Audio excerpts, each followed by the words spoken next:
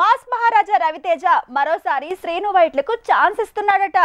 తన కెరీర్ లో 2 బ్లాక్ బస్టర్లకు కారణమైన శ్రీను వైట్లకి ఇప్పుడు అర్జెంట్ గా ఓ మూవీ కావాల్సి వచ్చింది.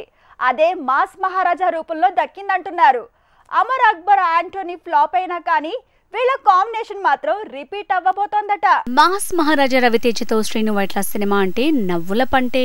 అది 2 సార్లు తేలింది, ఒకసారి పంచిపడింది. నీకోసంతో మొదలైన రవితేజ శ్రీను వైట్ల జర్నీ అమర్ అక్బర్ ఆంటోనీ వరకు సాగింది. కామెడీ జానర్ లో బ్లాక్ బస్టర్లను పరిచయం చేసిన శ్రీను వైట్ల మళ్లీ రవితేజతో సినిమా ప్లాన్ చేశాడని తెలుస్తోంది. కథ సిద్ధమైంది. శ్రీను వైట్ల ఫ్లాప్లతో ఢీలాపడ్డ టైంతో రవితేజ ఛాన్స్ వచ్చి అమర్ అక్బర్ ఆంటోనీ చేశాడు. కానీ అక్కడ సీన్ రివర్స్ అవడంతో వీళ్ల కాంబినేషన్ రిపీట్ కాదన్నారు. కానీ రిపీట్ అవుతోంది. రవితేజ ప్రెజెంట్ ధమాకాతో పాటు టైగర్ నాగేశ్వరరావు, రావణాసుర మూవీస్ తో బిజీ అయ్యాడు.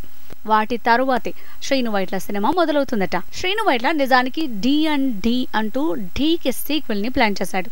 మంచు విష్ణుతో అనుకున్న ఆ ప్రాజెక్టులు పట్టాలు తప్పడం వల్లే రవితేజని అప్రోచ్ అయ్యాడట శ్రీను. అలా ఈ కాంబినేషన్ ఓకే అయిందంటున్నారు.